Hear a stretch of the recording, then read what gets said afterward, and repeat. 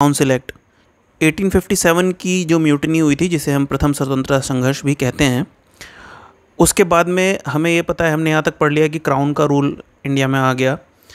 और क्राउन का रूल आने के समय पर 1857 की क्रांति के समय पर अंग्रेज़ों को एक बात बहुत अच्छे से समझ में आ गई थी कि अगर भारत पर शासन करना है तो हमें भारतीयों का सहयोग लेना ही पड़ेगा। क्योंकि 1857 की क्रांति के समय भी अगर बहुत से राजा महाराजाओं, सिखों ने और गोरखों ने, और जैसे भारत में सिंधिया ने और तमाम राजाओं ने, नवाबों ने अगर अंग्रेज़ों की मदद ना की होती तो अंग्रेज़ों को भारत छोड़ के जाना पड़ता। तो ये उनको अच्छे समझ में आ गया था कि भाई यहाँ के लोगों के सहयोग के बिना हम इन पर रूल नहीं कर सकते। दूसरी चीज़ ये भी थी कि जब कोई लेजिस्लेशन होता था, कोई कानून बनाना होता था, तो उसके लिए भी उन्हें पता होना चाहिए कि भाई भारत में क्या संस्कृति है, क्या रीति रिवाज है, किस चीज़ को छेड़ना सही रहेगा, किस चीज़ को हम टच करते हैं तो उससे ज़्यादा विरोध भड़क सकता है। क्योंकि उन्हें भारत के बारे में इतना नहीं पता था, यहाँ की संस्कृति के बारे में, तो वो और उन्हें यहाँ के मजबूत पक्ष को भी अपने साथ रखना था। जो लोग उनके वफ़ादार थे उनको भी ये फील कराना था कि भाई हम जो है आपको कंसिडर करते हैं, आप हमारे साथ हैं, हम आपका सहयोग करेंगे अगर आप हमारा सहयोग करेंगे। तो उन्हें कुल मिला के समझ में आ गया था हमें इंडियंस को अपने साथ एसोसिएट करना है। तो ये प्रक्रिया उन्होंने 1857 के बाद जो 1858 का जो एक्ट आया था उसमें तो कुछ खास ऐसा किया नहीं था। उसमें तो अपना उन्होंने एडमिनिस्ट्रेशन को पहले सही किया था कि कैसे वो सारी चीज़ इंग्लैंड में बैठ के और यहाँ से सेंट्रलाइज्ड वे में कैसे उसको देखेंगे।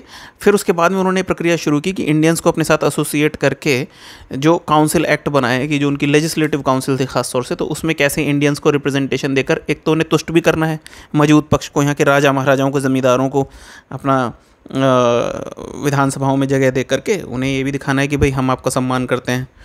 और दूसरा ये भी था कि कुछ उन्हें अंडरस्टैंडिंग भी मिल जानी थी। तो ये चीज़ शुरू हो गई। फिर 1858 में तो उन्होंने ऐसा खास कुछ नहीं किया, एडमिनिस्ट्रेशन ठीक किया। फिर जो काउंसिल एक्ट आया 61 में, 1861 में, 1892 में और 1909 में, उन्होंने ज़्यादातर इसमें यही किया, इंडियंस को अपने साथ एसोसिएट करने का काम शुरू किया।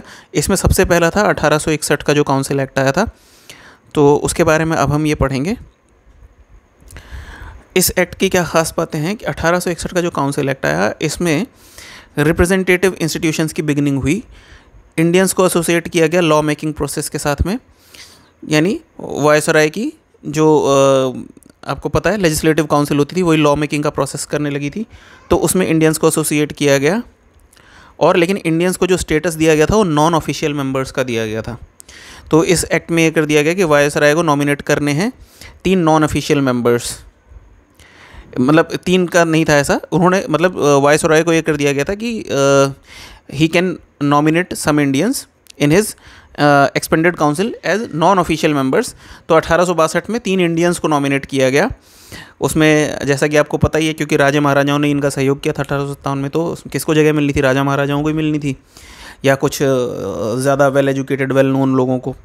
तो इसमें 3 लोग शामिल किए गए थे वायसराय की लेजिस्लेटिव काउंसिल में, बनारस के राजा, महाराजा ऑफ पटियाला और सर दिनकर राव। दूसरा जो इम्पोर्टेंट पॉइंट था कि पहले कंपनी के शासन के दौरान, अब तो ये ब्रिटिश शासन की शुरुआत हो गई है, लेकिन कंपनी के शासन के दौरान हमने क्या देखा था कि जब एक्ट्स आने लगे थे, जो सबसे पहला एक्ट आया था रेगुलेटिंग एक्ट, वहाँ से क्या हुआ था, सेंट्रलाइजेशन स्टार्ट किया था पहले ब्रिटिशर्स ने कि सारी पावर एक के हाथ में दे दो। जैसे हमें पता है कि जब आपका रेगुलेटिंग एक्ट 1773 आया था, तो उसमें क्या किया था, गवर्नर ऑफ बंगाल को गवर्नर जनरल बना के बाकी दोनों जो थे मद्रास और बम्बई वाले, उनको क्या किया था, उसका सबऑर्डिनेट बना दिया था। हालांकि 1773 के रेगुलेटिंग एक्ट में उनकी लेजिस्लेटिव पावर्स नहीं छीनी थी बम्बई और मद्रास वालों की, लेकिन उनको सबऑर्डिनेट बना दिया था। फिर ये सेंट्रलाइजेशन बढ़ता गया। 1833 के चार्टर एक्ट में सेंट्रलाइजेशन इतना हो गया कि गवर्नर जनरल बंगाल को गवर्नर जनरल ऑफ इंडिया बना दिया और उसे एक्सक्लूसिव पावर दे दी गई लॉ मेकिंग की। और एक्सक्लूसिव पावर देने का मतलब कि किसी और के पास पावर नहीं है लॉ मेकिंग की, मद्रास या और किसी भी प्रेसिडेंसी के पास में ये पावर नहीं है। लेकिन अब जब कंपनी का रूल आ गया 1858 में, फिर पहला जो काउंसिल एक्ट आया 1861 में, उसमें क्या किया, उल्टा प्रोसेस चालू कर दिया। अब वापस पावर्स दे दी गई लेजिस्लेटिव पावर्स बॉम्बे और मद्रास प्रेसिडेंसी को कि भाई आप अपने लॉज बना सकते हैं। और फिर ये डिसेंट्रलाइजेशन का प्रोसेस 1937 तक चलता रहा। 1937 में प्रोविंसेस को काफ़ी ऑटोनॉमी थी, प्रोविंसेस मतलब स्टेट्स। और इसमें इंपॉर्टेंट पॉइंट क्या है,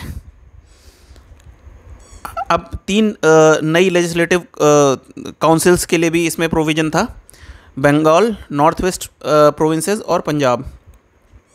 1862 में बंगाल की एक लेजिस्लेटिव काउंसिल बनाई गई, 1886 में नॉर्थ वेस्टर्न प्रोविंस और 1897 में पंजाब।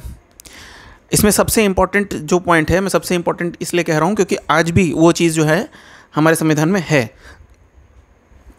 वो इसी के थ्रू आई थी, जिस पे आप गौर कर सकते हैं कि वायसराय को ये अधिकार दिया गया था कि रूल्स एंड ऑर्डर्स वो बना सकते हैं कि काउंसिल में कैसे काम होगा, for more convenient transaction of business in council. ये आज हमारे यहाँ प्रेसिडेंट करते हैं, प्रेसिडेंट के पास पावर है, he can make rules and orders for more convenient transaction of business in parliament. तो उस समय उसी चीज़ से ये चीज़ ली गई है, जो वायसराय तब करता था वो आज प्रेसिडेंट करता है। इसी में पोर्टफोलियो सिस्टम आया था। पोर्टफोलियो सिस्टम माने कि जो उसकी काउंसिल के मेंबर्स हैं उसको वायसराय क्या कर सकता है कि भाई पोर्टफोलियो मतलब कि एक तरीके से मंत्रालय दे दिया कि तुम्हारे पास स्टील मंत्रालय है, ये मंत्रालय हो। तो ये पोर्टफोलियो सिस्टम तभी से आया था। और ये लॉर्ड कैनिंग जो पहला वायसराय था उसने इंट्रोड्यूस किया था 1859 में। इसको एक तरीके से रिकॉग्नाइज कर लिया गया था काउंसिल एक्ट 1861 में। ये सिस्टम तो ले आया था पोर्टफोलियो वाला। उसमें पोर्टफोलियो का मतलब क्या होता है कि वायसराय की जो काउंसिल का मेंबर है वो इंचार्ज हो सकता है एक या दो या ज़्यादा डिपार्टमेंट्स का, और उसके बिहाफ पर ये फाइनल ऑर्डर्स इशू कर सकता है। एक और इम्पॉर्टेंट पॉइंट है ऑर्डिनेंस, जो हम देखते हैं आज भी अध्यादेश पारित किया जाता है जब संसद कार्य नहीं कर रही होती है, उस दौरान कोई कानून लाना है इमरजेंसी में तो अध्यादेश जो लाया जाता है ऑर्डिनेंस। ये चीज़ भी इसी लॉ से सबसे पहले इसी एक्ट से आई थी, इंडियन काउंसिल एक्ट 1861 से। ऑर्डिनेंस इशूइंग पावर दी गई वायसराय को without concurrence of legislative council. उसे लेजिस्लेटिव काउंसिल के बिना सहमति के वो अकेला भी एक ऑर्डिनेंस पास कर सकता था अगर उसे लग रहा है कि इमरजेंसी सिचुएशन है, और 6 महीने तक ये ऑर्डिनेंस की लाइफ होती थी। तो हम अब ये देख रहे हैं कि कैसे अभी भी जो हमारा संविधान है वो धीरे धीरे कैसे उसके सारे प्रोविजंस कहाँ से आए हैं, कहाँ से लिए गए हैं। ये सारी जो जड़ें हैं ये ब्रिटिश रूल में हैं। जो नियम आज भी हैं वो ब्रिटिश रूल वाले ही हमारे बहुत सारे नियम हैं। अब हम आगे जो काउंसिल एक्ट पढ़ेंगे उसमें हम देखेंगे धीरे धीरे कैसे ये डिसेंट्रलाइजेशन हो रहा है और इंडियंस को भी थोड़ा थोड़ा लॉलीपॉप दिया जा रहा है ताकि विरोध ना करें जो वेल एजुकेटेड इंडियंस हैं या ज़्यादा पावरफुल इंडियंस हैं, राजा महाराजा ज़मींदार। धन्यवाद।